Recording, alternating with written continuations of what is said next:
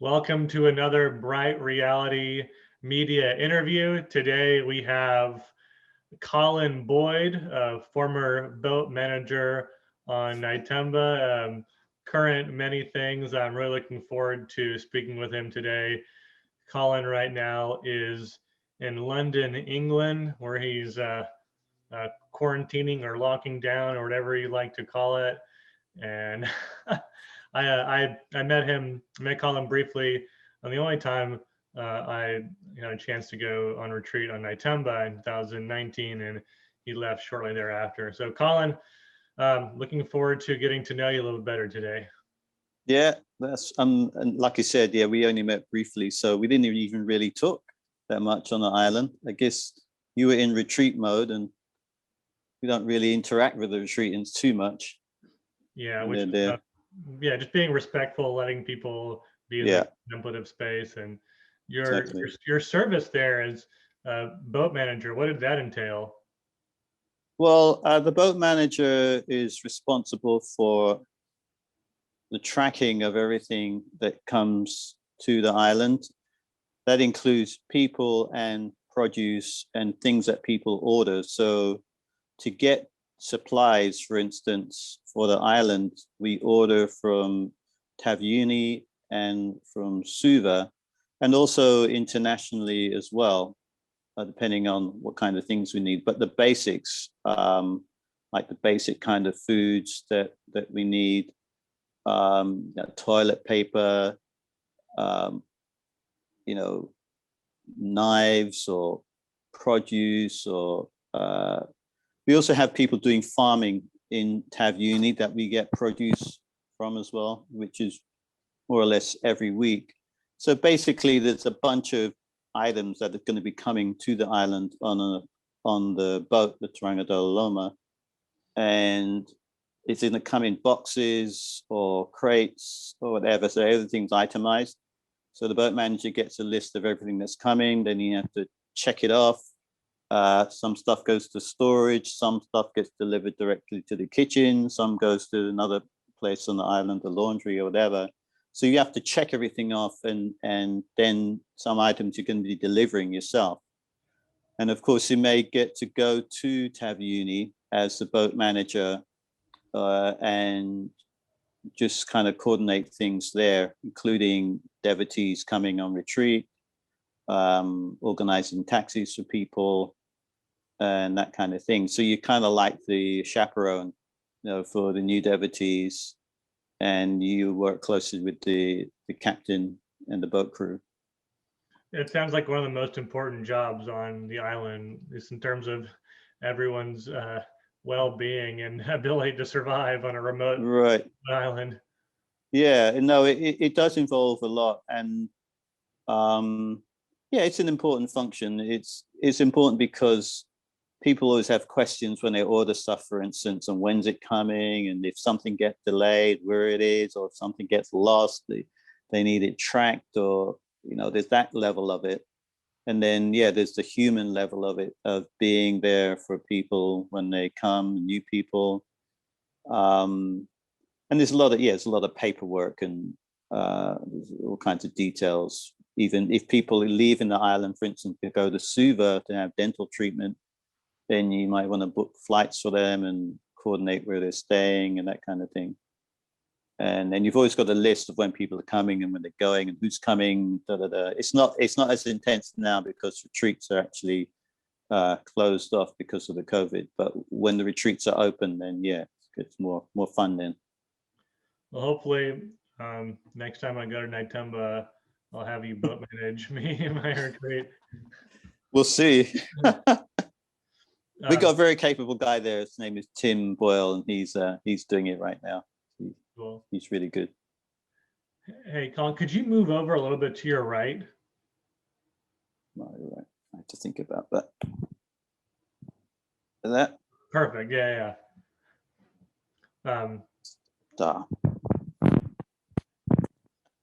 Well, I won't include that part. I'll edit that out. Well, Colin, first of all, before we get into it, I'd love to hear about your background and what led you to finding Adida. I'm always fascinated by Mm, people's stories of what right. what leads them to um, to being a devotee, and also their background in spirituality, because Mm, even being even being a student of Adidas is not a common form of spirituality, and everyone has really mm, unique stories and circumstances in mhm, their lives that allowed them mm. to be in the place to receive what he has to give. So I'll let you take it Right. away. Well, it's interesting. I mean, back in my 20s, let's say around 25 or whatever, I didn't really have any inklings or sensitivity to spiritual practice.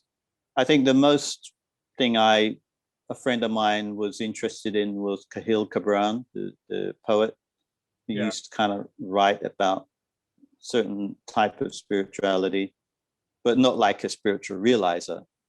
And then I think I got involved with um, some other things, Buddhism. I used to, I was part of a street dance crew, and one time we we danced for some Buddhists in Battersea Park, because they actually had a place there from the Neponzan Buddhist order.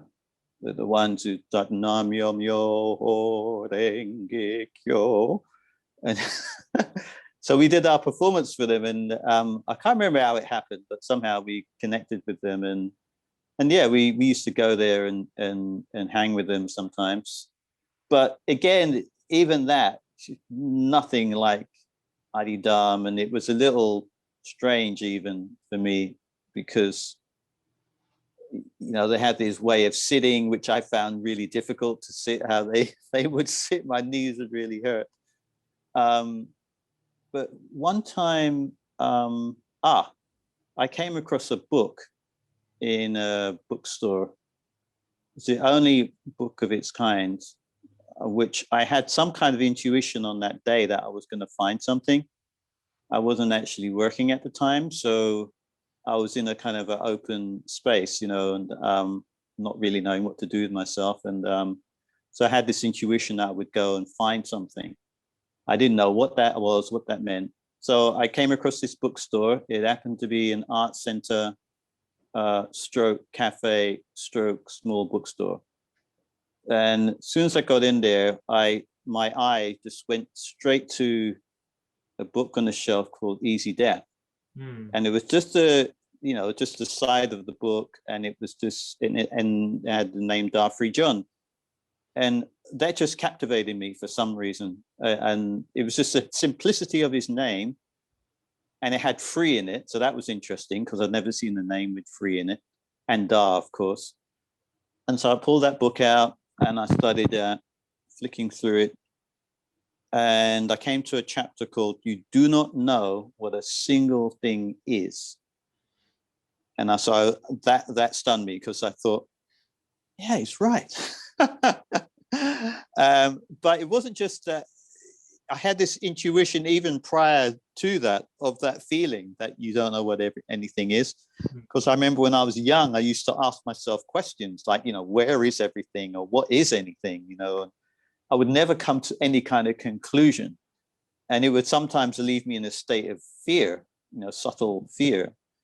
So when I read this book and it said that you do not know what a single thing is, and it was stated quite succinctly that no one knows what a single thing is, not even the president, whatever. Yeah.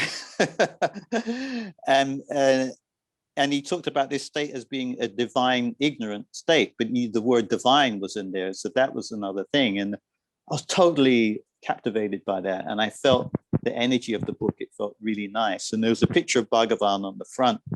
I think he's just got his bald head and his arms by his side, and he's just standing and he's kind of smiling, And so before I bought the book, I had this trepidation which went through to me. It said, if I buy this book, I'm basically saying that I'm bowing to his point of view or something like that. It was like, I'm submitting to his point of view. I'm basically saying he knows more than me.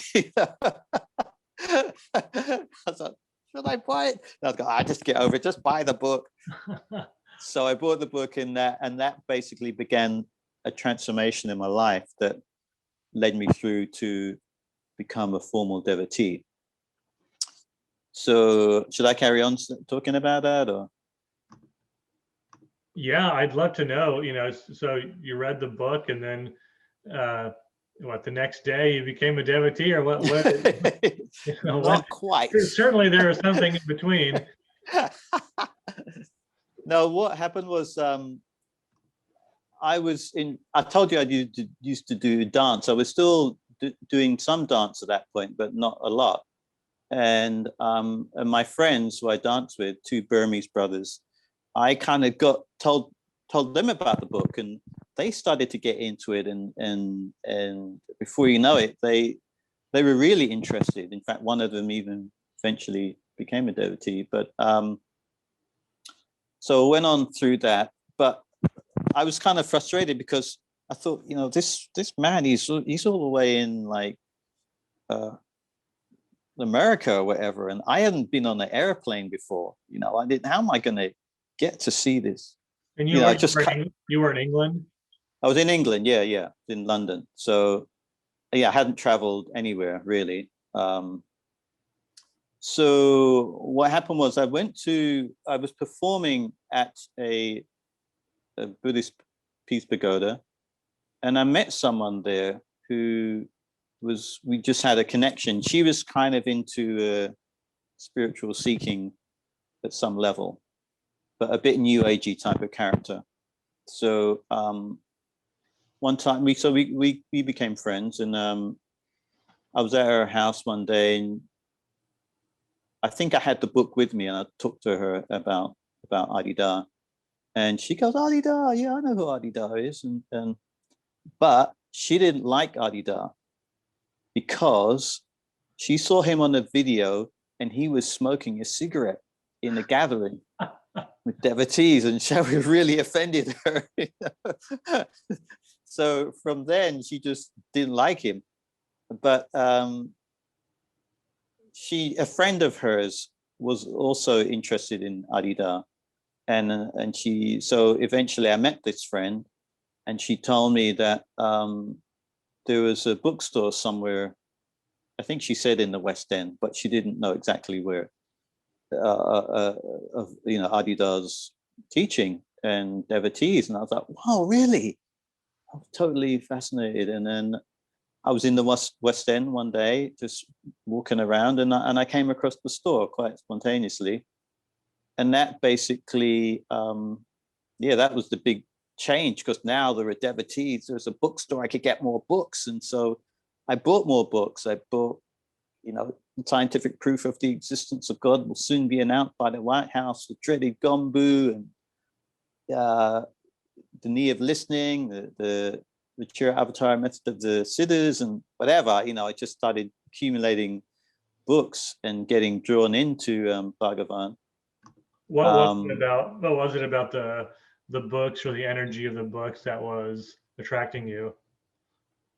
Well, Bhagavan's teaching is so profound, as you know, as a devotee, that he covers every area of life, and with his humor and his incredible wisdom. And it was just like eating, food, you're just kind of being nourished by this wisdom. And then I started to also go to events. So then I started to receive his darshan. In fact, I remember a darshan that was shown where I think it was one where he was talking to this child, and the child asked him something, a question. So why does your foot move? Because his foot was kind of wriggling around. Because it's not dead. Yeah. And he was just so funny, his humor was just, it's just radiating out of him, basically, the sign that he had, his happiness and presence and radiance. And you could see the audience was totally immersed in Bhagavan and attracted to him. And he was doing that with me. He was just drawing me into his attractive state. And then the thing about the bookstore is that it had a quality, really benign, calming quality. Even if I wasn't going to buy a book, I just wanted to go there just to be in the space, because it was obviously very different to my house where I was living. And it was an Adidas bookstore. Yeah, it's an Adidas bookstore. I mentioned that. We don't have it anymore. But yeah, it was an Adidas bookstore. So they did events there, celebrations, and all kinds of things aside from selling books. So what led you to why did you want to be a devotee? I mean, that's a pretty massive step, and not a very common thing to do in the world, is to be a formal devotee of a guru. Yeah. I can't say I even wanted to be a devotee. It's kind of like I had to be. I don't know if that even makes sense, but that the more that I was drawn into it, to Bhagavan and to his teaching, his instructions and everything, and one of the primary part of it is actually living in community. I mean, I know 2C doesn't have to live directly in community, but in principle, we serve together to serve his work, and to serve him directly. So it only really made sense to be a devotee, and that was his calling to anyone who came to him, is to become his devotees. So I would just say at the heart level, my heart was responding to his calling, and I didn't really see that there was any choice in the matter, to be honest. It's not like I had a lot going on, outside of Bhagavan anyway. I wasn't in a relationship, I was still living at home with my mum and my nieces and my sister. So I was looking for something, you could say, a change, and so the change came in the form of Bhagavan and all of the gifts that he offered. What were you feeling about who he is and what he was revealing? Well, as it's gone on, that's become more significant. He's revealed more of himself. The more I became involved, but at the time, I understood that he was a God man, the God being, just as if Jesus in his time, or Gautama Buddha or whoever, he's a rarefied being. But unlike those, he was like here right now, teaching fully established, and a community as well. So and like my background growing up as a child was associated with Christianity. It's because my parents weren't strong or staunch Christians or anything like that, but they did, they went to church on the Sunday, or they say grace in the morning or whatever, and Bibles around, but they didn't do any Bible study or anything like that. But they send us off to Sunday school each Sunday just to really kind of get rid of us, I reckon. And I remember I did do a study competition, which I won. And there was something interesting about that, because when you're studying the teaching and you understand the principles of it, then it makes sense.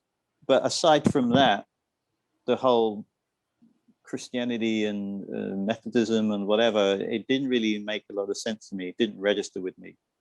So I was definitely open to something else, and Bhagavan was that something else.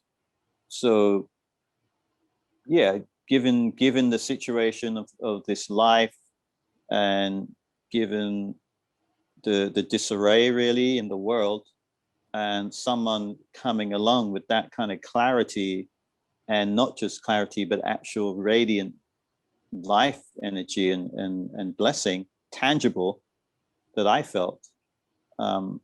Just like, hey, there is no choice.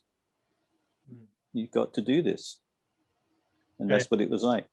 What year was this?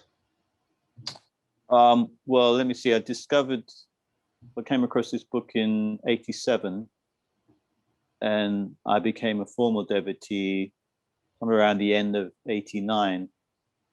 So at the time, you had to do a Way of Divine Grace course. I think it was for like 10 weeks or something like that. And so I did that, and then you could apply to become a devotee after that. I think that's how it went. I actually can't remember. My brain's did you have any resistance to the idea that you had to like take a course or adapt to various things? Why couldn't you just be a devotee? Well, I mean, it's not that you couldn't be a devotee. You could say that you're a devotee at heart. Yeah. But to be formally involved within a community, that's a whole different thing. And yeah, so there were requirements, and having did some study already, because Bhagavan talked about all of that, particularly even in the Knee of Listening, he talked about his own process. And in the Method of the Siddhas, it's very specific, really goes through, money, food, and sex, and all these different areas of understanding and requirements, the requirements for to be formally associated with him. So you were studying it anyway. It's being made plain to you. So it was not going to go, oh, I don't want to do that, but I want to be involved. It doesn't work. Right. Did you have to wait a long time to see him in person? Well, I guess the time is relative, but I think not really, because in 1990, I think that's when retreats opened up. Was that the first retreat? Maybe. And so I just got involved, and then I ended up, living with other devotees through that was quite an interesting thing that happened there, where a devotee in one of the sessions said there was a room available in his place, and I hadn't left my house. I've been in the house that I grew up in, which is actually this house, and it just went like, ding, that's me. And I just went, just left my house and left home and moved in with devotees. So yeah, that first year that happened. I got together with another devotee, and I got involved in the community business.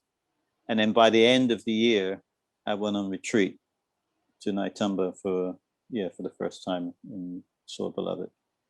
So what was I actually went to Mountain of Attention first, because you had to in those days. You had to do 3 days at MOA, and then before you could go to the island. What was your first time seeing Adida like? It was, I guess it was kind of like seeing a long lost relative or something. It was like somebody you knew, like really deeply at heart, and you hadn't seen them for a long time. Maybe that's just associated with the fact that you're studying his teaching and you're kind of being drawn into him, and then you get to see him. So it's kind of like this nurturing has been going on, and then finally that day comes when you see this being. But obviously it's formal, so it wasn't like you just, oh, how you doing, Bhagavan? It was a formal circumstance in what was Temple Adida, which was then it was called the Giving Coat. It was a very different looking building, a bit more rudimentary kind of looking, and but it was the same process. At that time we were there first we were waiting, sitting and waiting for Bhagavan. And then he would come through and take his seat. He was bare-chested then. He just had a lungi on, and bald. Yeah, he was bald.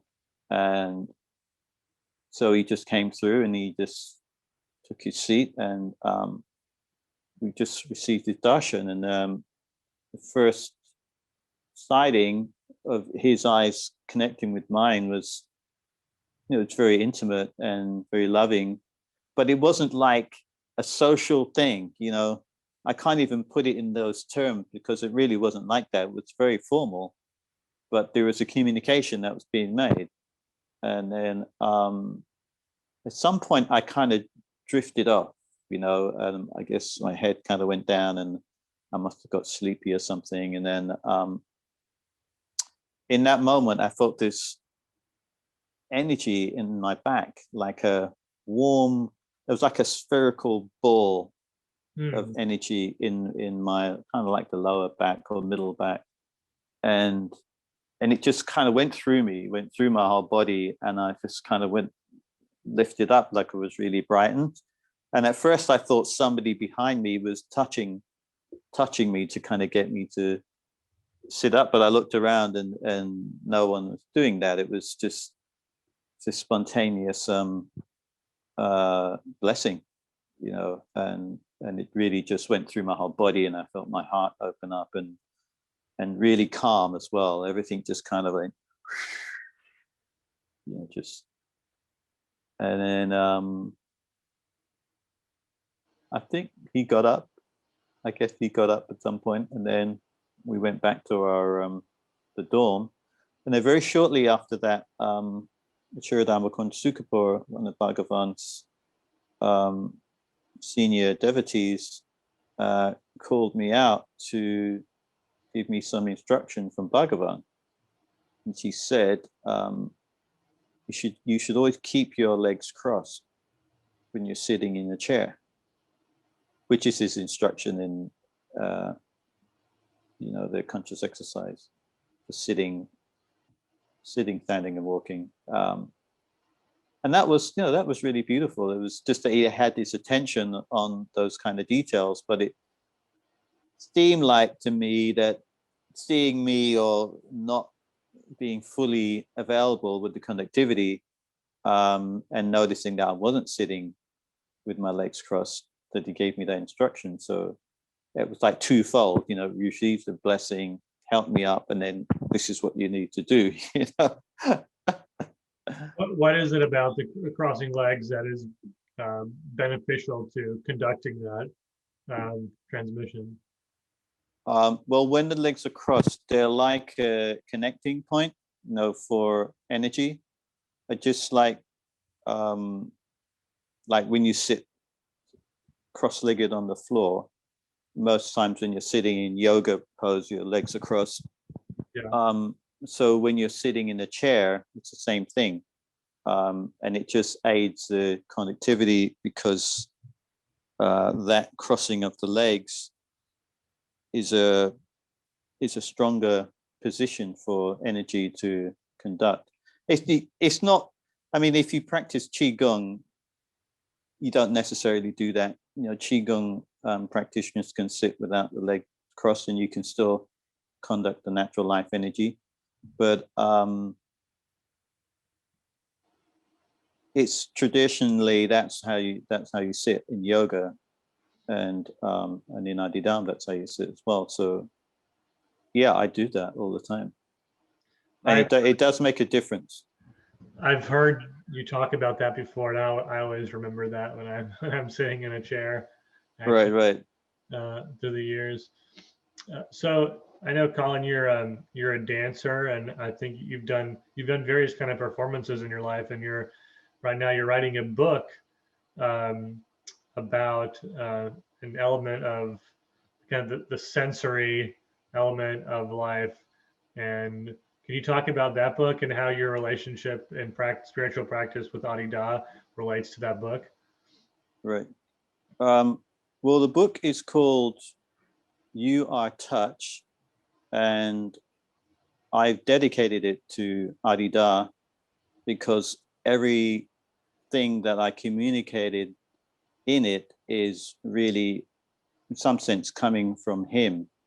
Not all the words, obviously. There are quotes from Adida in it. And the idea that came out of the sense that, as he communicated it, touch is the primary sensation.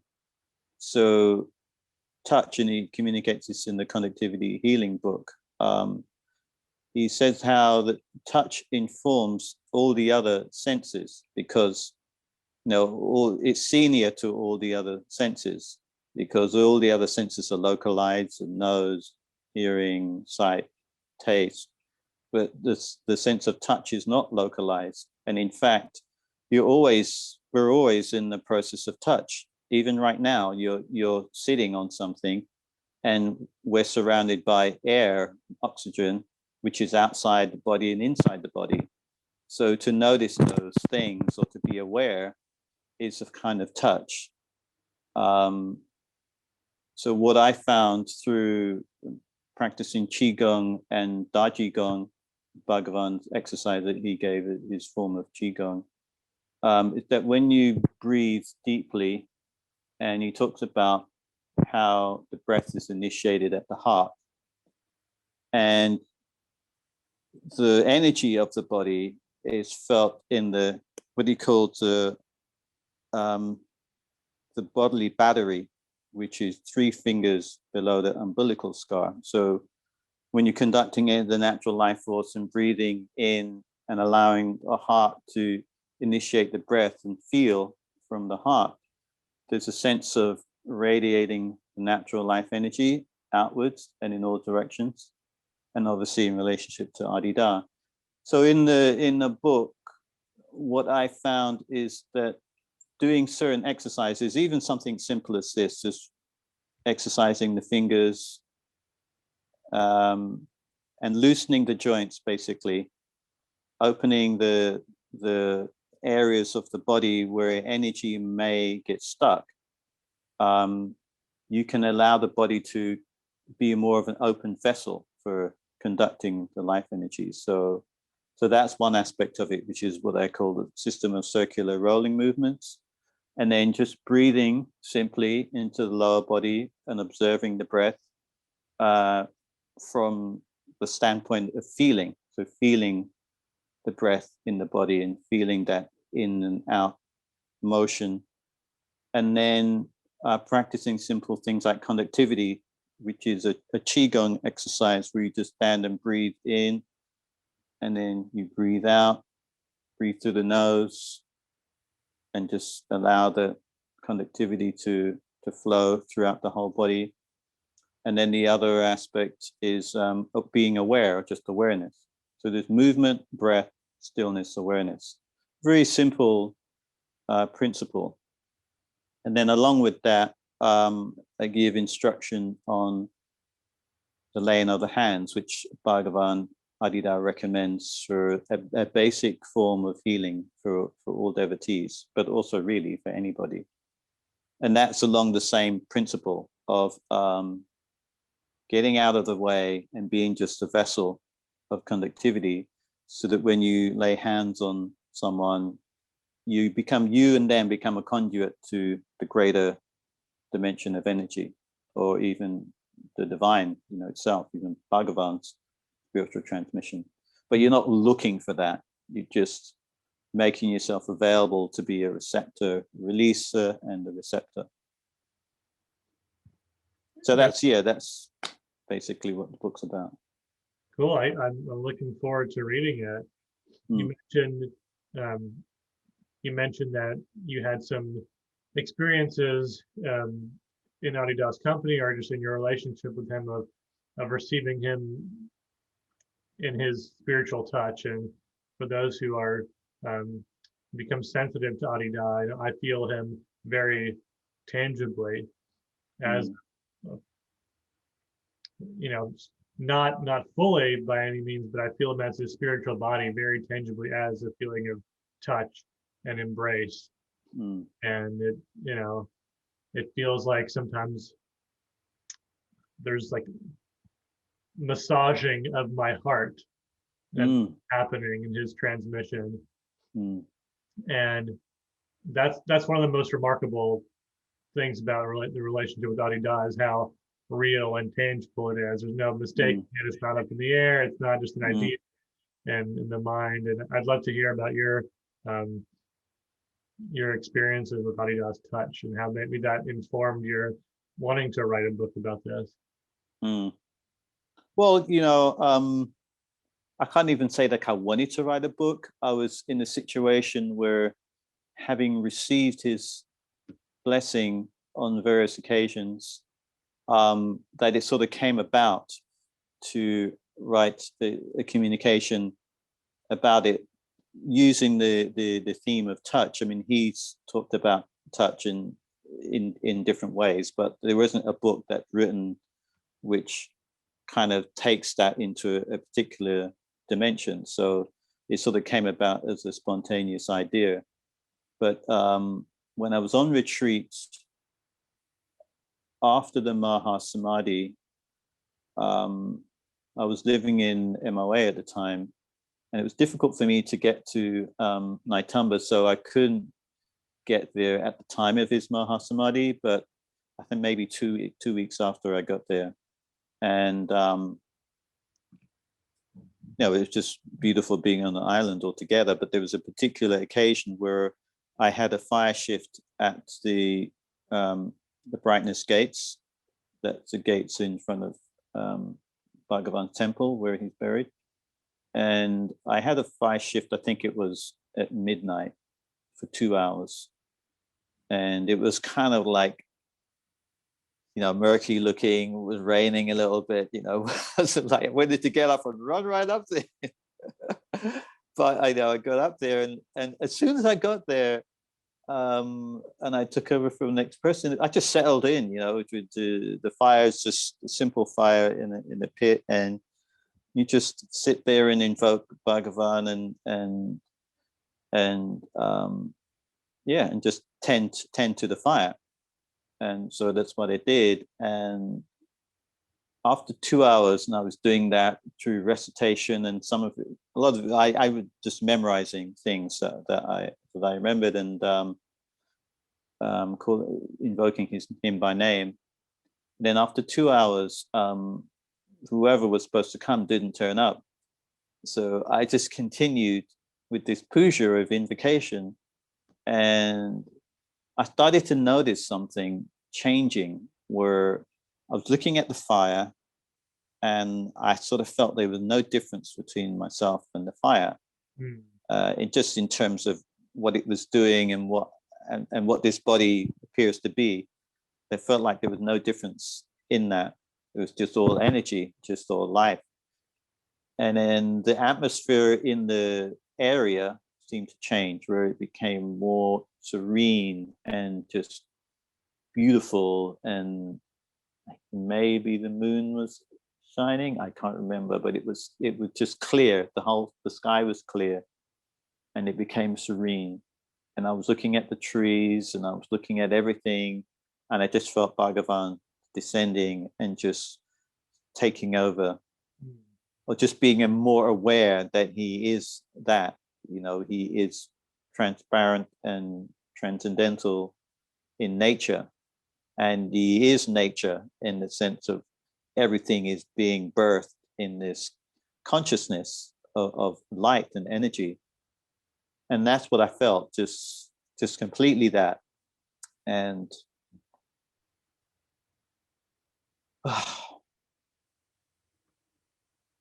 just feeling is love, just the love. And it's like uncharted. You can't really say this or that. It's just the presence, the divine presence, and you know it when you feel it. It is that obvious. You can't deny it. And so after 2 hours more, I was just in this ecstatic space of feeling that. And then somebody came along, and it was still early, but I didn't even know what to do with myself. It just kind of so feeling this love. And then later on in the morning at breakfast or wherever it was, I was giving people hugs and just feeling my love, feeling this love, Bhagavan, feeling it through the person. I would just hug them and just feel Bhagavan in them, and I think at lunchtime I was telling people, you should go up there. It doesn't matter, 2 hours, 4 hours. You should go up to the fire. So yeah, that kind of touch, all encompassing, all pervading.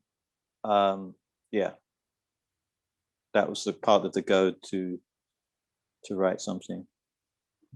That's amazing. I didn't write that. That should be in the book. Yeah, you should offer an addendum. Or epilogue. Yeah. Yeah, I do need to do that actually. I haven't gotten into doing that yet. Do you have any sense of why that you were able to receive that during that particular shift versus any other time you were taking a fire shift? And by the way, for those who don't know, there's two fire sites, two main fire sites on Naitumba, and this one is it's called Da Agni Lingasthana. It's specifically for it's perpetual, so there's always someone tending the fire, and once a week there's like all devotees around the world at the same time do a prayer together for invoking Adida's blessing of the world. So this fire is specifically intended to kind of help radiate Adida's blessing of the world. It's a really unique place of potency, and it's quite a trek to get up there even early mornings, and it's amazing service that devotees do. And I think the fire for the pujas in Temple Adida is taken from that fire, Dag Lingasthana, right? Yeah, that's correct. Yeah. Yeah, so the fire was started after Bhagavan's Maha Samadhi. Then, yeah, it's a perpetual, forever, as long as there's a forever, that fire is going to be burning. And then the other side is in the matrix, Adida's like residence, part of the island is called Sri Mahamantra Chakra. And that's not perpetual, right? That's only for certain occasions.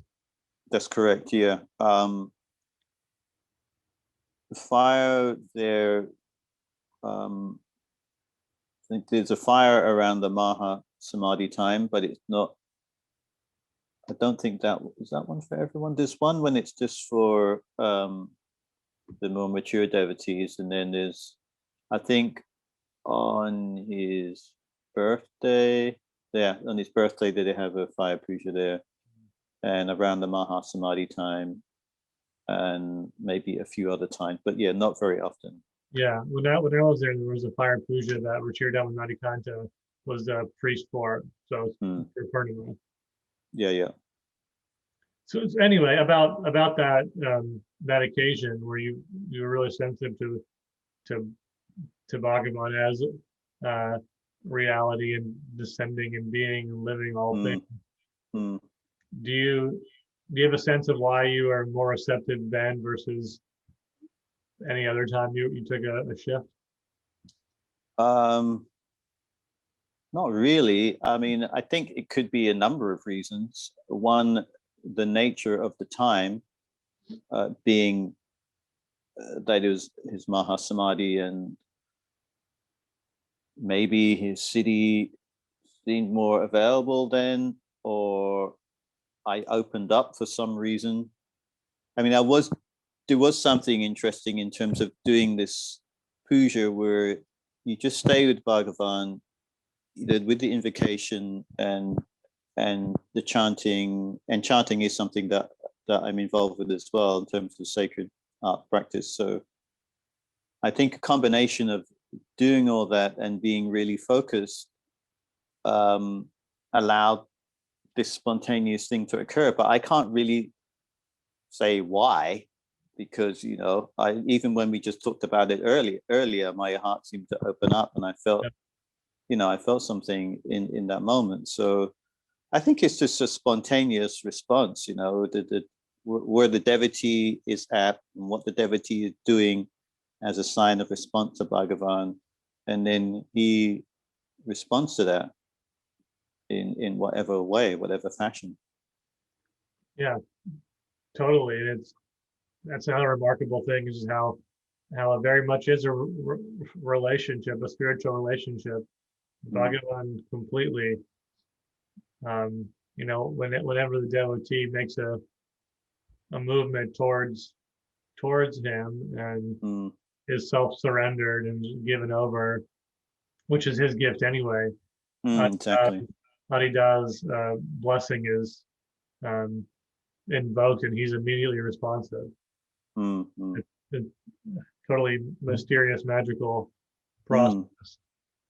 And as he said, that is how it works.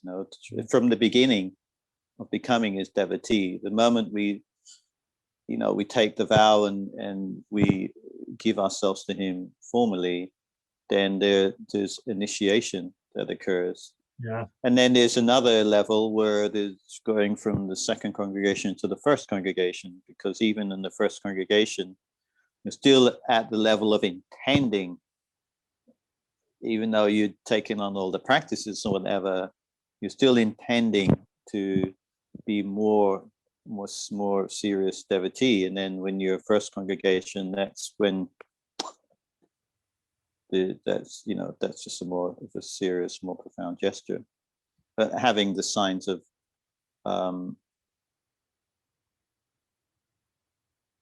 basically adapting to all the disciplines that he's given and making that confession of the longing for Bhagavan. Yeah, and Bhagavan talks about these unspeakable profundities of practice, and there's there's always more and more to transcend and realize. And there's a description that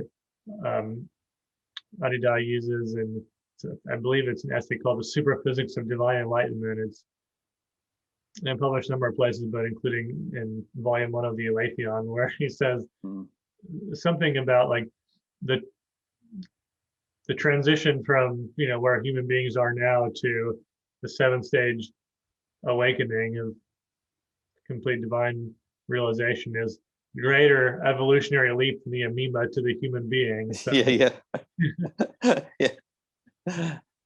that's pretty hard to conceptualize, but yeah, just giving us the reality picture, of what's really going on here and where we're at with it.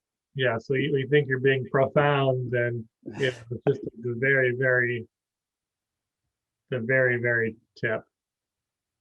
Well, if you really consider Adidam in terms of historical reference, I'd say relation to Hinduism or Buddhism or any of these religious organizations that have been around for a long time, Adidam is just in its earliest infancy. Oh yeah, totally. So in some ways it's kind of not surprising all the things that we're going through in terms of growth and testing and all that kind of stuff. It's kind of inevitable that we're going to have to go through a lot of growing pains to be drawn beyond these presumed limits that we have, but we have the grace, so to speak, of Bhagavan's blessing to help us with all of that. So it's absolutely. Thanks, Colin. I wanted to ask you one more thing. In 2004, 2005, Adida was receiving a lot of questions from devotees in Kamba and in Mountain Attention and Thought Syndrome, and you said that you got to ask him at least one question. What did you ask him? I asked him about I was experiencing, I guess you could call nightmares or experiences related to spirits, particularly Fijian spirits. And at the time, I didn't really know what to do about it. I didn't really know what was going on. So I asked him about that. And no, his first response was that I think we need to take Colin down to the clinic for, let's say,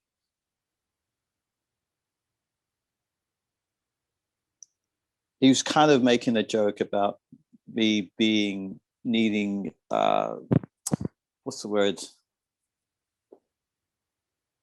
When you've got some kind of spirit that needs to be removed or whatever. Yeah, that's what he said. So he said something like that I think we need to take Colin down to the clinic for the exorcism or something. Is he experiencing Beelzebub or something like that? So that was the first thing. And then he just said that, that there are lots of different experiences that you can go through, including experiencing tangible spirits like goats. But they can also be things that you're projecting to your own psyche. Like you can project negative images or whatever and experience them as something that's seemingly tangible. But he did say that ghosts are real. But the thing that was most important was that they can't harm you unless you give them your attention. And I never heard that before in the way that he put it. And then, he talked about how you can change your experience, like in a dream, you can change the dream that you're having. Again, this was to do with what you do with your attention and how you use it. But then in summary, like at that time, he basically said this for almost everybody, was that it was down to the turning to him and practicing the yoga of surrendering the four faculties to him. And that's what you should do to address it. So yeah, that was it. There was a few more things he said about that. Like in the movie theater, you can get some films where you can change the ending of the film, and he was kind of alluding to you can sort of do that if you're more aware in that realm of experience to shift from one thing to another. And I have experienced that to a certain degree, not really most profoundly, but I have experienced it, so I do understand what he's saying. And it also is about how you practice before going to sleep, or what you're doing in your general life altogether. Where is your attention? What are you meditating on? Yeah. So all of that supports the depth of your connectivity and the depth of what you might experience in dreams and so on. And even diet can affect that as well, and like eating late, that kind of thing. So did you continue having those visitations? I did for a while, but I haven't in recent times. I mean, I received this instruction and I did what I did, but sometimes they're not all negative. I had a benign spirit come to me one time when I was in the men's dorm. I noticed something, what seemed to be a shirt hanging inside the mosquito net. And then as I was coming into consciousness, I have got a shirt hanging inside the mosquito net. Wow. And then this kind of energy just sort of came down to me, and it just seemed to embrace. It seemed like more and more of an embrace rather than some of the negative things I'd experienced. Wow. So yeah, and I think also I mean, I wouldn't say exclusively, because there are other people who have experienced all kinds of things with Fijian spirits, but I know that I was experiencing an attraction with my own cultural background and whatnot with Fijians as well. Yeah. And I think that was part of it too.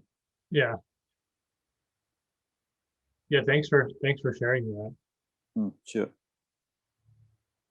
Well, Colin, I'm really glad that we got to spend this time together, and I'm looking forward to reading your book when it comes out. Any idea when it might be published?